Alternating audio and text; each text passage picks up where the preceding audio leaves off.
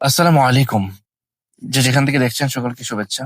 প্রিয় দর্শক, সকালবেলা হাঁটতে বের হয়ে অনেকদিন পর একটা ভিডিও আপনাদের সামনে নিয়ে আসলাম। এর আগে আমি বলেছিলাম যে সকালে হাঁটলে খুব উপকার। মেডিকেল সায়েন্স এই কথাটা আজকে স্বীকার করতে বাধ্য যে রাত্রে ঘুমানোর জন্য আগে আগে ঘুমানো আর ওঠার সময় আগে আগে ঘুম থেকে ওঠা, এই দুটো কাজ হাদিসের দৃষ্টিকোণ থেকে এবং মেডিকেল সায়েন্স উভয় থেকে খুবই মানুষের জন্য উপকারী। বর্তমান সময়ে আমরা সবচেয়ে বেশি ক্ষতিগ্রস্ত হচ্ছি একটা কারণ, এটা হচ্ছে রাত ঘুমাই আমরা অনেক রাতে। মোবাইল যারা বিশেষ করে ইউজ করি তারা মোবাইল টিপতে টিপতে একেবারে রাত 12টা 1টা। আবার সকালবেলা যখন ঘুম থেকে উঠি তখন অনেক লেট করি। ম্যাক্সিমাম মানুষ কিন্তু আমরা এই কাজটা করি।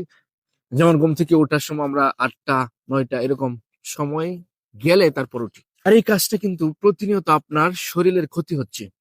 আল্লাহ রাসূল সাল্লাল্লাহু আলাইহি ওয়াসাল্লাম আজ থেকে ১,৫০০ বছর আগে সমস্ত উম্মতদেরকে বলে গেলেন যে তোমরা এশার নামাজের পর অনর্থক সময় নষ্ট না করে আগে ভাগে ঘুমাবা, আর ফজরের সময় তোমরা আগে ভাগে উঠবে। গবেষণা করে এখন দেখা যায় যে ফজরের সময় যে অক্সিজেনটা, আবহাওয়াটা, এটা প্রত্যেকটা মানুষের জন্য অনেক উপকারী। আর এই ম্যাক্সিমাম মানুষ কিন্তু এই সকালবেলার এই আবহাওয়াটা মিস করি আমরা, অর্থাৎ ঘুমিয়ে থাকি 8টা 9টা পর্যন্ত, যার কারণে সকালে যে অক্সিজেন বেশি পাওয়া যায়, যে বাতাস, যে এতে, এটা কিন্তু আমরা পাই না, যার কারণে আমাদের শরীরের মধ্যে অনেক রোগ। তাই আমরা রাত্রে আগে ভাগে ঘুমাবো এবং সকালে আগে ভাগে ঘুম থেকে উঠবো। সকাল সকাল ঘুম থেকে উঠে তারপর আমরা অনেকে কি করি, ফজর নামাজ পড়ে আবার শুয়ে পড়ি।